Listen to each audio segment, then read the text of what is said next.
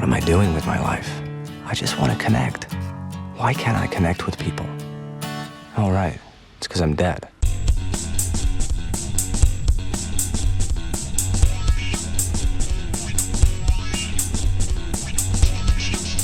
To me, I like this because I think Jonathan Levine is a bright young filmmaker and writer and seemed quite a good cast, and I liked it.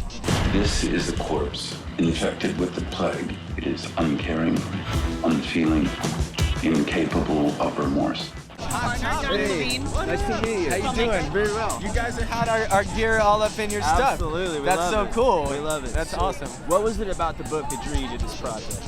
You know, it's funny. I read the first 2 pages of the book, and I was immediately hooked. I think Isaac's first sentence is, "I'm dead, but it's not that bad. I've learned to live with it." And I was just like, wow, that's such an irreverent, clever way to get into a zombie's head. I wish I could introduce myself, but I don't remember my name. I think it started with an R. All my character wants to do is protect Teresa's character, keep her safe, and connect with her, and try and do his best. Why did you save me?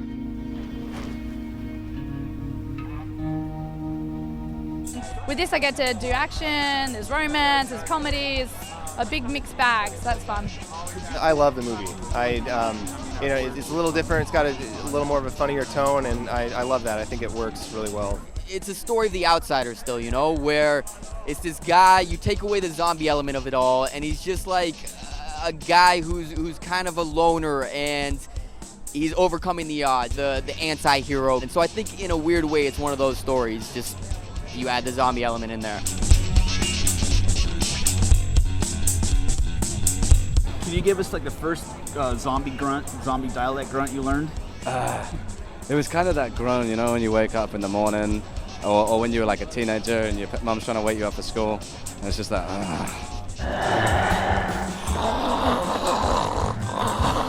It's too much. Did you love a guy that just grunted? Well, the good thing is that they listen to you, and as a woman, that's what we want. We want our men to listen to us at times, so that's good. They don't talk back, so that's another positive, I guess. But no, I probably would want a little bit more stimulating conversation.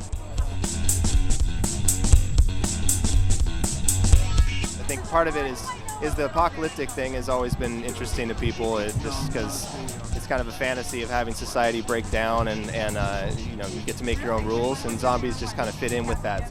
Vampires were so popular that they had to counter it with something, and zombies seem so completely opposite. I think it was fitting. I just think, just a morbid fascination with the undead and what happens after life, and then there's also that social commentary which is in these films. They're funny. I think the zombie thing is popular because it's fun. You can look around, even at your local Starbucks, and see a bunch of people just looking at their phones. They're essentially zombies, and it gets you to think about kind of what it means to be alive and to live every day to the fullest. And everyone kind of wants to imagine what they'd do when the apocalypse hits. Well, in this particular zombie apocalypse, it would probably be making friends with the zombies. Don't do what I would do, which is curl up in the fetal position and weep. That's the number one thing. Looks like guns and ammo, I suppose. A sense of humor? Sense of humor and a shotgun? Get a shotgun, quick.